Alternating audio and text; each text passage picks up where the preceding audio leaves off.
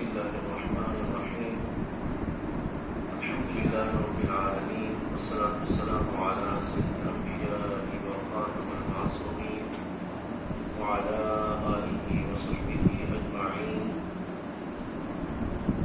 اللہ رب العزت جل وعلا کا کروڑ کا شکر ہے جس کریم نے ہم سب کو ایک مقبول دین کے اصول کے لیے نماز عشاء کی ادائیگی کے بعد کچھ دیر کے لیے بیٹھنے کی سعادت نصیب فرمائی.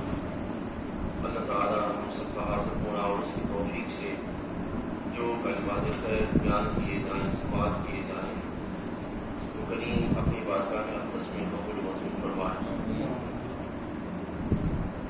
قربانی جو کہ اللہ تعالیٰ جل وعلا کے احکام میں سے ایک حکم ہے جس کے لیے ہر صاحب استطاعت کوشاں ہوتا ہے کہ اللہ تعالیٰ نے جو مال اسے عطا فرمایا ہے اس کے شکرانے میں اور حضرت سیدنا ابراہیم خلیل اللہ علیہ السلام کی مبارک سنت کی احیاء کے لیے قربانی کا اہتمام کرے. تو جہاں شریعت مطہرہ نے یہ حکم دیا کہ قربانی کرنا تم پر واجب ہے، تو وہیں اس بات کی بھی وضاحت فرمائی کہ قربانی جس جانور کی کرنی ہے وہ جانور اپنی عمر کے اعتبار سے کیسا ہو، اس کو بھی بیان کیا. یعنی کہ ایک یہ کہ جہاں یہ بیان کیا کہ قربانی کس پر واجب ہے، تو وہیں یہ بھی بیان کیا کہ کس جانور کی قربانی کی جائے گی. اس بات کو بھی جو ہے وہ باقاعدہ طور پر بیان کیا گیا.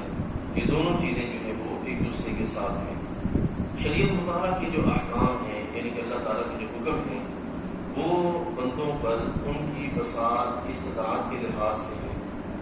یعنی کہ ایک بندہ اس پہ کسی چیز کے حکم کا جو ہے وہ اطلاق ہونا ممکن ہی نہیں ہے، اس کے حکم کا اطلاق نہیں ہوتا. مثال کے طور پر ایک فرد ابھی بالغ ہی نہیں ہوا تو اس پہ نماز فرض نہیں ہے. اس طرح ایک بندہ صاحب استطاعت ہی نہیں ہے، صاحب نصاب نہیں ہے، اس پہ زکوٰۃ فرض نہیں ہے. ٹھیک ہے. اسی طریقے سے ایک بندہ صاحب استطاعت نہیں ہے تو اس پہ حج پہ جانا جو ہے حج کے وہ فرض نہیں ہے. تو جو جس چیز کی کیپیسٹی رکھتا ہے اس کے لیے اسی طرح کا حکم جو ہے وہ لاگو کیا گیا. جب بندہ بالغ ہوتا ہے تو بلوغت کے وقت نماز کی فرضیت، روزے کی فرضیت آتی ہے، اور جب بندہ صاحب نصاب ہو جاتا ہے تو پھر اس پر جو ہے وہ زکوٰۃ کا حکم آتا ہے اور پھر اسی کے لحاظ سے قربانی کے سلسلے آتے ہیں. میں نے پچھلی نشست میں یہ بیان کیا تھا کہ جو قربانی ہے شریعت مطالعہ میں مال کے ہونے یا نہ ہونے کے اعتبار سے تقسیم کی گئی ہے کہ ایک ہے بندہ غنی ہے اور ایک ہے بندہ فقیر ہے. غنی پر قربانی واجب ہے، فقیر پہ قربانی واجب نہیں ہے. ٹھیک ہے. فقیر اگر قربانی لے آتا ہے تو اب لائی ہوئی جو جانور ہے لایا ہوا اس کو ذبح کرنا واجب ہو جائے گا. ٹھیک ہے. اور اگر غنی اور فقیر دونوں منت مان لیتے ہیں، اب منت ماننے کی صورت میں دونوں پہ قربانی کرنا واجب ہو جائے گا. ٹھیک. ساتھ ساتھ یہ بھی میں نے بیان کیا کہ غنی وہ ہے کہ جس کے پر نصاب چل رہا ہو. ٹھیک ہے نا. یعنی کہ 52.5 تولے چاندی، 7.5 تولے سونا، یا اس کی مالیت کے برابر پائسمان، ٹھیک ہے، یا مال تجارت، اس طرح کی ساری چیزیں موجود ہیں، تو یہ بندہ جو ہے وہ غنی ہے. ٹھیک ہے. اس بندے پر جو ہے وہ قربانی واجب ہے. ٹھیک ہے.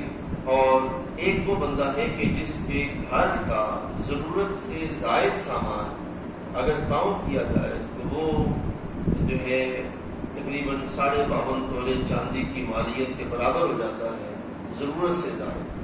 اب ضرورت سے زائد آپ اس بات کو آسانی سے سمجھ سکتے ہیں کہ گھر میں برتن ہیں، کپڑے ہیں، سواری ہے، اس طرح کی دوسری تیسری کتنی چیزیں ہیں. ایک قسم وہ ہوتی ہے جو روٹین میں استعمال ہوتی ہے، ایک بندہ کبھی کبھی استعمال کر لیتا ہے، اور ایک وہ چیزیں ہیں جو ضرورت سے زائد پڑی ہی رہتی ہیں، جن کی طرف سال گزر جاتے ہیں، بندہ توجہ نہیں کرتا. جن پر سال آثار گزر جائیں، جن پہ بندہ توجہ نہیں کرتا، وہ ساری چیزیں اکٹھی کی جائیں گی اور ان کو جو ہے وہ کاؤنٹ کیا جائے گا. اور اگر ان کی مالیت جو ہے وہ 52.5 تولے چاندی کی مالیت کے برابر ہو جاتی ہے تو اس بندے پر بھی قربانی واجب ہوگی، تو وہ بندہ بھی قربانی کرے گا. ٹھیک ہے. اب یہاں آپ کے سامنے آج ہم نے یہ بیان کرنا ہے کہ قربانی کے جو جانور ہیں ان کی عمریں اور ان کا عیب سے کس طرح، کون کون سے عیب ہیں کہ ان کے اندر پائے جائیں تو قربانی نہیں ہوگی. سب سے پہلے یاد رکھیے گا کہ شریعت مطالعہ نے قربانی کے جانور 3 طرح کے بیان کیے. سب سے پہلا ہے اونٹ، پھر ہے گائے، پھر ہے بکری. اونٹ کی عمر رکھی گئی 5 سال، یعنی کہ کم سے کم عمر ہے 5 سال. ٹھیک. گائے، اس کی کم سے کم عمر ہے 2 سال. ٹھیک ہے. اور زیادہ سے زیادہ میں کوئی وضاحت نہیں. ہاں اگر زیادہ اتنی ہو جائے کہ وہ لاغر، یعنی کہ ایک گائے ہے اس کے ہاں بچہ جنتے جنتے وہ اتنی لاغر ہو جاتی ہے کہ اب اس کی ہڈیاں نکل آئیں، ٹھیک ہے نا، وہ قربان گاہ تک چل کے جانے کو تیار نہیں ہے، تو صرف اس کی قربانی جائز نہیں. ٹھیک ہے نا. اس کے علاوہ وہ یعنی کہ موٹا تازہ جسامت کے لحاظ سے اس کا معاملہ ہے تو اس کی قربانی جائز ہے. ایسے ہی گائے میں بھینس ہے، ٹھیک ہے نا، بھینس کی قربانی بھی جائز ہے. فقہاء نے باقاعدہ اس پر جو ہے وہ اصطلاحات لکھی ہیں، وضاحتیں کی ہیں کہ گائے جو بھینس ہے اس کی قربانی بھی جائز ہے. اور یہ جو کہا جا رہا ہے کہ جو گائے اور بھینس ہے اس کی عمر کم از کم 2 سال، اور 2 سال اسلامی 2 سال. ٹھیک ہے. بعد ایسا ہوتا ہے کہ جو جانور ہے گائے یا بھینس، اس کی عمر پوری ہو چکی ہوتی ہے لیکن اس کے دانت ابھی تک ظاہر نہیں ہوتے. ٹھیک ہے. تو دانتوں کا ہونا شرط نہیں ہے، شرط ہے عمر کا پورا ہونا. ٹھیک ہے. اگر عمر پوری ہے تو پھر جو ہے وہ بندہ قربانی کر سکتا ہے. ٹھیک ہے. کبھی کبھی ایسا بھی ہوتا ہے کہ دانت جو ہے وہ دیر سے ظاہر ہوتے ہیں. ٹھیک ہے. تو جو تجربہ کار آدمی ہے وہ اس جانور کی حیت کو، جسامت کو دیکھ کے جو ہے وہ گیس کر سکتا ہے کہ اس کی عمر سے اتنی ہو سکتی ہے. اور ساتھ یہ بھی کہ جو مالک ہے اس کے قول کا اعتبار کیا جائے، جو جس سے جانور خریدنے جا رہے ہیں اس مالک کے قول کا بھی اعتبار کیا جائے گا. دونوں چیزیں. مالک کہتا ہے اس کی عمر 2 سال ہو گئی ہے، ہمیں قبول ہے. اور دوسرا یہ اگر بڑے دانت نہیں بھی نکلے، اور دوسرا یہ کہ اس کی جو ظاہری جسامت ہے وہ بھی 2 سال تک کی عمر کی واضح کر رہی ہے، تو اس کی بھی جو قربانی جو ہے وہ ہو جائے گی. پھر اس کے بعد نیچے آتے ہوئے ہے بکری. بکری میں دمبا ہے، چھترا ہے، بھیڑ وغیرہ اور بکرا وغیرہ، یہ تینوں جو ہے وہ بکری کی نسل میں داخل ہے. ٹھیک ہے نا. اب جو بکرا ہے اس کی عمر جو ہے وہ 1 سال، اور جو بھیڑ یا چھترا ہے اس کی کم از کم عمر 6 ماہ اور دکھنے میں جو ہے 1 سال کا ہو. ٹھیک ہے. تو ایسے کی جو ہے وہ قربانی جائز ہے. اب ساتھ یہ بھی وحشی جانور جیسے کہ نیل گائے، ٹھیک ہے، اور ہرن وغیرہ، ان کی قربانی نہیں، ان کی قربانی نہیں. ٹھیک ہے. اگر ایسا ہو کہ یہ جو میں نے جانور بیان کیے، ہرن ہے اور وحشی جانور ہے، ان کا بکری کے ساتھ ملاپ ہو جاتا ہے اور جانور پیدا ہوتا ہے، تو ایسے میں اعتبار کیا جائے گا ماں کا، کہ ماں اگر بکری ہے تو پھر قربانی ہو جائے گی، اور ماں اگر ہرن ہے تو پھر قربانی نہیں ہوگی. بات سمجھائیں؟ اس طرح جو وہ ان کی قربانی کی کیفیت ہے. اب قربانی کی قیمت، ایک بندہ بکری کی طرف بڑھتا ہے قربانی کے لیے، تو بکری کی قیمت اور گوشت اگر گائے کے 7ویں حصے کے برابر ہے، بکری کی یعنی کہ ایک بندے کے لیے استطاعت ہے کہ وہ گائے بھی ذبح کر سکتا ہے، گائے میں حصہ ڈال سکتا ہے اور بکری یا بکرا بھی لے سکتا ہے. اب ایسے میں اگر بکری کی قیمت اور گوشت گائے کے 7ویں حصے کے برابر ہے تو بکری افضل ہے. بکری کی جائے، کیونکہ وہ بنفس ہی خود ایک برا حصہ ہوگا، بکری جو ہے وہ افضل ہے، بکری کی جائے۔ اور اگر گائے کے 7ویں حصے میں بکری سے زیادہ گوشت ہے، یعنی کہ بکری کا گوشت بنتا ہے مثال کے طور پر 20 کلو اور اس کا گوشت نکل آتا ہے 30 کلو 7واں حصہ، تو پھر جو ہے وہ گائے کا گوشت، گائے کی قربانی کا حصہ افضل ہو جائے گا۔ صحیح ہے؟ اسی طریقے سے جب دونوں کی قیمت ایک ہو، مقدار بھی ایک ہو، تو جس کا گوشت اچھا ہوگا وہ افضل ہوگا، کیونکہ حدیث طیبہ میں نبی علیہ السلام نے پر وہی جانور جو ہے اس کا بیان فرمایا ہے، تو جس کا گوشت جو ہے وہ اچھا ہوگا اس کو جو ہے وہ باقاعدہ لے لیا جائے گا اور اس کی جو ہے وہ قربانی کی جائے گی۔ پھر آگے ہے کہ قربانی کے جانور کو عیب سے خالی ہونا چاہیے، عیب نہیں اس میں ہونا چاہیے۔ عیب اگر تھوڑا سا ہے تو پھر اس میں وہ قربانی مکروہ ہوگی، تھوڑا ہے قربانی مکروہ ہوگی، اور اگر عیب زیادہ ہے تو سرے سے ہی نہیں ہوگی، عیب اگر زیادہ ہے تو سرے سے ہی نہیں ہوگی۔ اب مثال کے طور پر جس کے پیدائشی سینگ نہ ہو، جانور ہے پیدائشی سینگ نہیں ہوتا ہے، بات کے پیدائشی سینگ نہیں ہوتے، تو جن کے پیدائشی سینگ نہیں ہو ان کی قربانی جائز ہے۔ اگر سینگ ہے مگر تھوڑے سے ٹوٹ گئے یا اڑ جاتے ہیں، ٹھیک ہے، تو ان کی قربانی بھی جو ہے وہ جائز ہے۔ لیکن اگر اتنے ٹوٹ گئے کہ وہ جڑ تک پہنچ گئے، اب اس کی قربانی جائز ہے، اس کی قربانی جائز نہیں، ٹھیک ہے۔ ایسا جانور جس میں جنون آ جائے، جنون مجنون ہو جاتا ہے، اگر اس کا وہ جانور جو ہے وہ چلنا بھی چھوڑ دیتا ہے، وہ مجنون ہو گیا کہ وہ جانور چلنا بھی چھوڑ دیتا ہے، اب اس جانور کی قربانی جائز نہیں ہے۔ جو جانور چلنا بھی چھوڑ دے اس کی قربانی جائز نہیں، ٹھیک ہے۔ اسی طریقے سے خصی جانور یا مجنون جانور، یعنی کہ جس کے خصیے نکال لیے گئے ہوں یا اعلیٰ تناسب جو ہے وہ کاٹ دیا گیا ہو، ان کی قربانی جائز ہے، قربانی جائز ہے، اس قربانی کوئی قباحت نہیں ہے۔ خارشی جانور، اگر تھوڑی سی خارش ہے تو کوئی مسئلہ نہیں، اگر اتنی خارش لگ گئی کہ اس جانور کی ہڈیاں اور داغر پر ظاہر ہو گیا، اب اس کی قربانی جائز ہے۔ تھوڑی سی خارش ہو تو اس میں کوئی قباحت نہیں ہے، اس سے جو ہو جائے۔ پھر ہے بھینگا جانور، بھینگا جانور، بھینگے جانور کی قربانی جائز ہے، مگر اندھے کی جانور جائز نہیں۔ اندھا جانور ہے اس کی قربانی جائز ہے، اور وہ کہ جس کا کانا پن، کانا جانور جس کا کانا پن جو ہے وہ ظاہر ہو، اس کی بھی جو ہے وہ قربانی جائز نہیں۔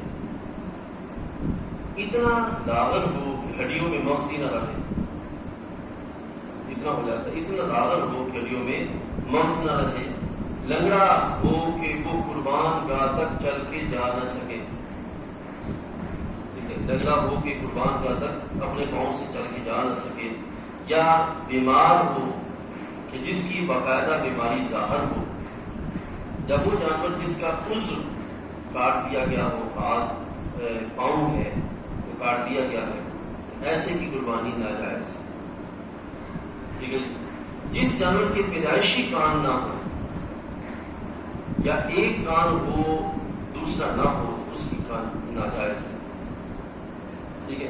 بعض جانور ایسے ہوتے ہیں جن کے کان پیدائشی چھوٹے ہوتے ہیں، ان کی قربانی جائز، کاٹ دیے گئے ہوں یا ایک ہو دوسرا نہ ہو تو وہ عیب ہوگا، اس کی جائز ہوگی، لیکن اگر جو وہ پیدائشی چھوٹے ہیں تو اس قربانی میں کوئی مسئلہ نہیں ہے، ٹھیک ہے۔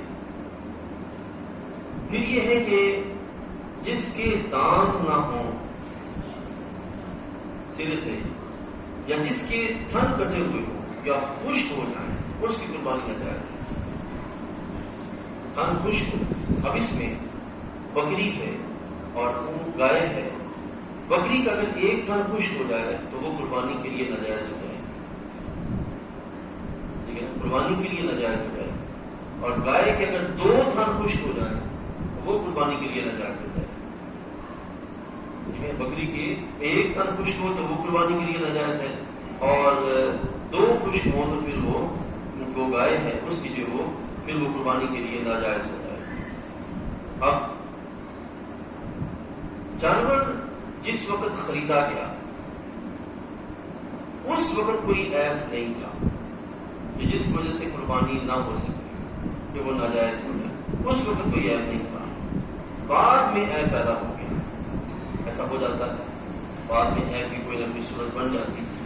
اب ایسے ہی اگر تو وہ شخص جو قربانی لایا وہ مالک نصاب ہے، غنی ہے، مالک نصاب ہے، تو وہ دوسرے جانور کی قربانی کرے گا، وہ جانور قربان نہیں کرے گا، دوسرا جانور قربان کرے گا۔ اور اگر مالک نصاب نہیں ہے تو اسی کی قربانی کرے گا، ٹھیک ہے، جس کا بعد میں عیب پیدا ہو گیا اسی کی قربانی کرے گا۔ یہ اس وقت ہے کہ اس وقت اس فقیر نے پہلے سے قربانی واجب نہ کی ہو، یعنی کہ ایک بندہ فقیر ہے، وہ جانور لایا، بعد میں اس میں عیب پیدا ہو گیا تو فقیر وہی جانور قربان کرتے ہیں، اور اگر صاحب نصاب ہے تو پھر وہ جانور نیا لا کے قربانی کرتے ہیں۔ لیکن اگر فقیر نے منت مانی ہوئی ہے، ایسے میں وہ قربانی لاتا ہے، تو قربانی لایا جب اس وقت کوئی عیب نہیں تھا، لیکن جب لے آیا تب اس میں عیب پیدا ہو گیا، تو چونکہ اس نے منت مانی ہوئی ہے اس واسطے وہ نیا جانور لائے گا، اس جانور کی قربانی نہیں کرے گا۔ بات سمجھا گئی؟ اسی طریقے سے فقیر نے جس وقت جانور خریدا اسی وقت اس میں عیب تھا جس سے قربانی ناجائز ہوتی، اور وہ عیب قربانی تک باقی رہا تو اس کی قربانی کر سکتا ہے۔ فقیر یعنی کہ جانور خریدا، گمان تھا یہ قربانی تک جو ہے وہ عیب ختم ہو جائے گا، لیکن وہ عیب قربانی تک باقی رہا، ٹھیک ہے جی، تو اس کی قربانی ہو جائے گی۔ اور اگر غنی کوئی عیب دار جانور خریدے، غنی صاحب استطاعت مالک نصاب عیب دار کو جانور خریدے اور عیب دار ہی کی قربانی کرے تو وہ ناجائز ہے۔ اگر عیبی جانور کو خریدا تھا اور بعد میں اس کا عیب جاتا رہا تو پھر غنی اور فقیر دونوں کے لیے جائے، عیب ختم ہو گیا، اصل ہے عیب کا پایا جانا، عیب ختم ہو گیا تو اب جو ہے وہ اس کی قربانی جائز ہو جائے، ٹھیک ہے۔ اب قربانی کے لیے جب جانور لایا تھا تب ٹھیک تھا، قربان گاہ تک لایا تب بھی ٹھیک تھا، قربانی کرتے وقت جانور اچھلا اور اس وقت اس میں عیب پیدا ہو گیا۔ پہلے ہے کہ جس وقت لانا ہے تب ٹھیک ہو، پھر یہ کہ قربانی تک وہ جانور ٹھیک ہو، ٹھیک ہے نا۔ اب یہ دونوں صورتوں میں جانور ٹھیک تھا، جب قربانی کے لیے قربانی کرنے لگے تب اچھلا کہ ایسا اچھلا کہ اس میں عیب پیدا ہو گیا، ٹھیک ہے، تو یہ عیب قربانی کو ناجائز نہیں کرتا، ٹھیک ہے نا۔ جو قربانی کے وقت جو ہے پیدا ہوا نا اس میں کوئی ایسا مسئلہ نہیں پیدا ہوتا، ٹھیک ہے، کیونکہ قربان گاہ تک جو جانور ہے وہ ٹھیک طریقے سے لایا جا چکا ہے، ٹھیک ہے۔ کبھی ایسا بھی ہوتا ہے کہ جانور چھوٹ کے بھاگ جاتا ہے، ٹھیک ہے نا، چھوٹ کے بھاگ جاتا ہے، ٹھیک ہے نا، ایسے میں بھی اس کو اگر پکڑ کے فوراً ذبح کر دیا جائے تب بھی قربانی ہو جائے، اس میں کوئی قباحت نہیں، ٹھیک ہے۔ اب آخر میں قربانی کا جانور مر گیا تو غنی پر لازم ہے کہ دوسرے جانور کی قربانی کرے۔ کئی دفعہ ایسا ہوتا ہے، اب بھی پچھلے دنوں ایسا ہوا کہ جانور ایک مر گیا، تقریباً 2.25 لاکھ کا جانور تھا، مر گیا، تو غنی پر لازم ہے کہ وہ دوسرے جانور کی قربانی کرے، اور فقیر کے ذمے دوسرا جانور نہیں ہے، کیونکہ جو وہ جانور لایا تھا قربانی اسی پر واجب تھی، جو لایا گیا اسی کو ذبح کرنا تھا، وہ جو کوئی نہیں لایا تو اب اس پہ قربانی نہیں، دوسرا جانور وہ نہیں لائے گا، ٹھیک ہے۔ اور اگر قربانی کا جانور گم ہو گیا یا چوری ہو گیا، جیسا کہ آج کل ہو رہا ہے، کئی جگہ بھی ایسا ہو جاتا ہے کہ گم ہو جاتا ہے یا چوری ہو جاتا ہے، اور اس کی جگہ دوسرا جانور خرید لیا اور ایسے میں وہ پہلا بھی مل گیا، ایسے ہوتا کم ہے، جو گیا ایک دفعہ کو گیا، ٹھیک ہے جی، تو پہلا بھی مل گیا، تو اب غنی کو اختیار ہے کہ وہ جس کو چاہے قربانی کرے، پہلا کر دے یا دوسرا کر دے، غنی کو اختیار۔ لیکن فقیر اگر پہلا جانور لایا وہ چوری ہو گیا یا گم گیا اور وہ پھر جا کے دوسرا جانور لے آیا، جب دوسرا جانور لایا تو پہلا بھی اسے مل گیا، اب جو فقیر ہے وہ دونوں قربان کرے، کیوں؟ فقیر پہ تو قربانی واجب ہی نہیں ہے، پہلا وہ لایا تو لائے ہوئے پر واجب ہوئی، اب جو پہلا گم گیا تو دوسرا وہ قربانی کے لیے پھر جا کے لے آیا، تو اب دونوں ہو گئے، دونوں پہ قربانی واجب ہو جائے گی، دونوں جانور قربان کرے گا، ٹھیک ہے نا۔ لیکن جو صاحب صداقت ہے اس کے لیے ایسا موقع نہیں۔ پھر مگر پھر ساتھ ہی کہتے ہیں کہ غنی اگر پہلے جانور کی قربانی کی تو اگرچہ اس کی قیمت دوسرے سے کم ہو کوئی حرج نہیں، پہلا جو جانور تھا لایا، ٹھیک ہے، تو اس کی قیمت دوسرا جو جانور خریدا اس سے کم تھی، اس میں کوئی حرج نہیں۔ لیکن اگر دوسرے کی قربانی کی اور اس کی قیمت پہلے سے کم ہے، ٹھیک ہے، تو جتنی کم ہے اتنی رقم صدقہ کرے گا، یہ نہیں کہا جائے گا ٹھیک ہے جانور کھانا ہو گیا، یہ نہیں کہا، بلکہ دوسرے کی قربانی کی، ان کے دوسرا جانور پہلے کے گم ہونے پر جو لایا تھا، دوسرے جانور کی وہ جو قربانی کرتا ہے تو اس کی قیمت پہلے سے جتنی کم ہوگی اتنا روپیہ وہ کیا کرے گا؟ صدقہ کرے گا، ٹھیک ہے، اتنا رقم صدقہ کرے گا۔ ہاں اگر پہلے کو بھی قربان کر دے تو اب وہ تصدق باقی واجب نہ رہا، ٹھیک ہے۔ تو یہ ہے قربانی کے جانور کے لحاظ سے عمر کتنی ہونی چاہیے اور قربانی کے جانور میں کون کون سے عیب ہیں کہ جن کے ہونے سے قربانی نہیں، یعنی کہ شریعت اللہ نے جہاں یہ بیان کیا کہ قربانی کس پر ہے تو یہ بھی بیان کیا کہ قربانی کس جانور کی کرنی، دونوں چیزیں کریں۔ اب قربانی کی تعریف مختصراً سننے پھر بات کو مختصراً کرتے ہوئے ختم کرتے ہیں کہ قربانی کہتے ہیں مخصوص جانور کو مخصوص نیت کے ساتھ مخصوص وقت میں ذبح کرنا، مخصوص جانور کو مخصوص نیت کے ساتھ مخصوص وقت میں ذبح کرنا، یہ قربانی ہے۔ نیت بہت ضروری ہے، اگر کسی کی نیت قربانی کرنا نہیں ہے، صرف گوشت لینا ہے، یا قربانی کے 7 جانور 7 حصے ہیں اور ان میں سے کوئی ایک حصے والا گوشت لینے کی نیت سے آ جاتا ہے، یا کوئی ایک حصے والا کافر ہے وہ شامل ہو جاتا ہے، تو کسی کی قربانی نہیں، ٹھیک ہے۔ سب کی نیتیں جو ہے وہ برابر ہونا یہ بہت ضروری ہے، ٹھیک ہے۔ ایک بات اور عرض کرتا ہوں کہ ہم بات ختم کرتے ہیں۔ ایک دفعہ ایسا ہوتا ہے کئی دفعہ کہ گھر میں 5 فرد ہیں، ایک والد صاحب 4 بچے ہیں، قربانی واجب ہے والد صاحب پر، لیکن اس وقت ان کے پاس رقم نہیں ہے اور بچے جو ہیں ان کے پاس رقم موجود ہے اور ان پہ قربانی واجب نہیں ہے، ٹھیک ہے۔ ایسے میں وہ اپنی رقم والد محترم کو ہبہ کریں گے، والد محترم کو ہبہ کریں گے کہ مالک بنا دیں گے، ٹھیک ہے۔ ایسی صورت میں وہ قربانی کرے گا، یا یہ کہ وہ رقم بچوں سے ادھار لے گا، وہ ادھار لے گا اور قربانی کرے گا، اس صورت میں وہ قربانی ہوگی۔ اگر ہر بندہ چھوٹے جانور میں اپنا اپنا حصہ سمجھ کے ڈالتا کرے گا تو اس سے قربانی نہیں ہوگی، ٹھیک ہے۔ پھر یہ ہے کہ جو بندہ دنیا سے چلا گیا، اگر اس نے اپنی طرف سے حکم دیا ورثاء کو میری طرف سے قربانی کرنا، اس کا جتنا گوشت ہوگا وہ سارے کا سارا صدقہ کر دیا جائے گا۔ اور اگر کوئی بندہ خود سے اپنے والدین کے لیے، اپنے آبا و اجداد کے لیے قربانی کا اہتمام کرتا ہے، وہ اسی طرح ہوگا جیسے دوسرا عام جانور جو ہے وہ ذبح کیا جاتا ہے اور اس کے حصے کیے جاتے ہیں۔ ٹھیک ہے جناب، یہ تھا آج کا جو ہے وہ قربانی کے لحاظ سے۔ اب آخر میں یہ بھی سن لیں کہ قربانی کا وقت کتنا ہے، کیونکہ اب اگلے اتوار کو عید ہے، اگلے اتوار کو عید ہے۔ قربانی کا وقت 3 دن ہے، ٹھیک ہے نا، 10ویں، 11ویں، 12ویں۔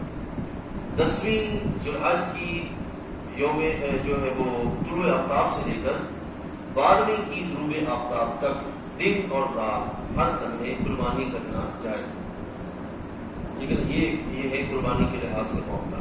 ٹھیک ہے، ایسے میں وہ جگہ جہاں عید کی نماز نہیں ہوتی وہاں پہ طلوع آفتاب کے بعد قربانی کر لے تو قربانی ہو جائے گی۔ جہاں عید کی نماز ہوتی ہے تو وہاں پر عید کی نماز پڑھنے کے بعد قربانی ہوگی۔ اگر ایسا ہو کہ قصائی نماز پڑھائیں لیکن جس نے قربانی کرنی ہے اس نے بھی عید کی نماز نہیں پڑھی، پہلے وہ عید کی نماز پڑھے گا پھر قربانی کرے گا۔ ٹھیک ہے، ہاں یہ بھی ہو سکتا ہے کہ 2-3 جگہ ہیں جہاں پہ قربان وقت جو سے پہلے نماز ہو جاتی ہے تو وہ وہاں سے اگر پڑھ آتا ہے تو وہ آگے قربانی کر سکتا ہے، ٹھیک ہے نا، لیکن مصنون طریقہ یہی ہے کہ عید پہلے پڑھی جائے گی اور اس کے بعد جو ہے قربانی کرنے کا اہتمام کیا جائے گا۔ ٹھیک ہے جناب، یہ تھا قربانی کے 3 دن ہیں۔ بعد جو ہمارے دائیں بائیں جو لوگ ہیں وہ کہتے ہیں کہ تمام ایام تشریق قربانی کے ہیں، تو ایام تشریق تو 9ویں سے شروع ہوتی ہیں اور 13ویں تک جاتے ہیں، یعنی کہ ایام تشریق وہ ہوتے ہیں جس میں تکبیریں پڑھی جاتی ہیں نماز کے بعد، وہ 9ویں ذی الحج کی فجر سے شروع ہوتی ہیں 13ویں کے عصر تک جاتے ہیں۔ یہ سارے ایام تشریق قربانی نہیں ہے۔ قربانی کے جو ایام ہیں وہ 11ویں 10ویں کے طلوع آفتاب سے غروب مغرب 12ویں کی غروب آفتاب تک یہ قربانی کا وقت ہے۔ اس میں دن کے وقت قربانی کرے یا رات کے وقت ہر لمحے اس کی قربانی کرنا جائز ہوگا۔ اللہ تعالیٰ جل وعلا سمجھ و عمل کی توفیق عطا فرمائے۔ وآخر دعوانا الحمدللہ۔